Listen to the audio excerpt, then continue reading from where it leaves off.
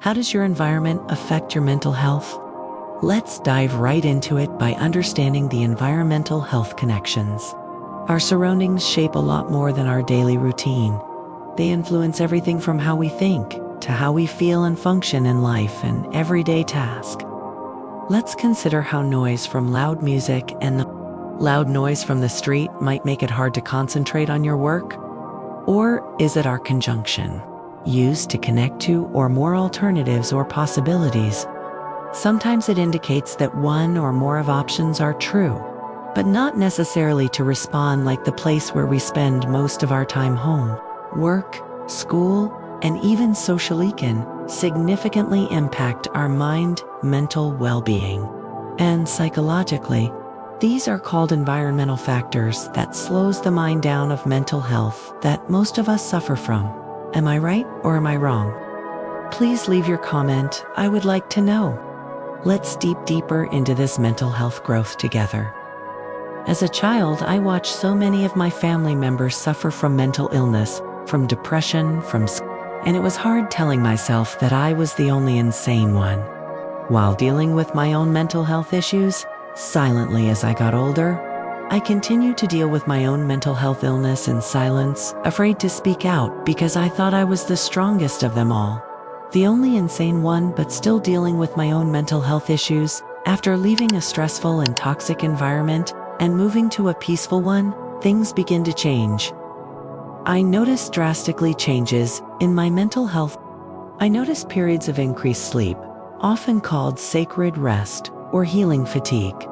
This phenomenon is not a form of laziness, but rather a natural and necessary phase of recovery and healing that both our body and mind needs.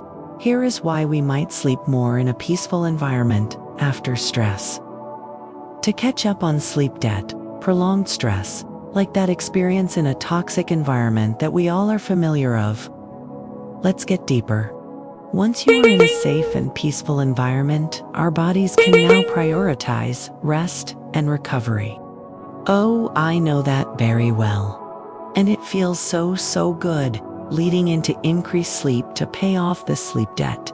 So, smile and enjoy a good night's sleep. Once the threat is gone, our nervous system can finally relax, allowing our bodies to focus on healing. Who all can relate? I know. I can. This healing process can involve allowing significant changes in our sleep, as it helps repair and restore the body. That helps with processing emotional and psychological traumas that we all go through sometime in our life, where stress and trauma can significantly impact the brain, affecting memory and consolidation and our emotional regulations. Sleep, healing, relaxation, and peaceful environments plays a powerful role for the mind to rest, to get back to being normal. It could be very hard, especially when doing things on our own. Some people have to go to retreats to find peace, and that's when it becomes difficult because people don't want to leave their families, their jobs, or sometimes their environment. How do we deal with that?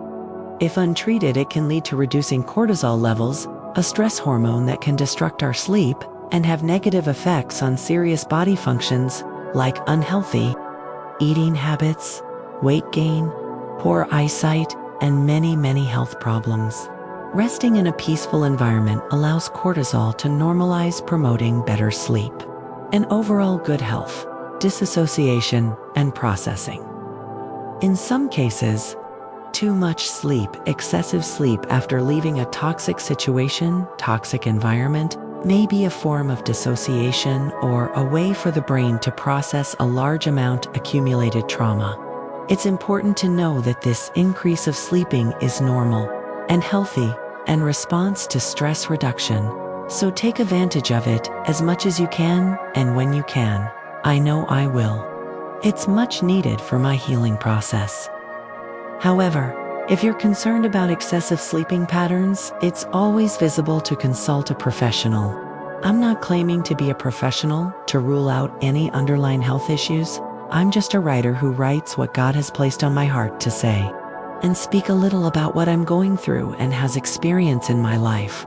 so you can get to know a little bit about me, the writer who writes these inspirational poetry to share across the world, and hopes that whoever is experiencing mental health that we go through this message is not for everyone. You'll know if it's for you. Thank you for listening.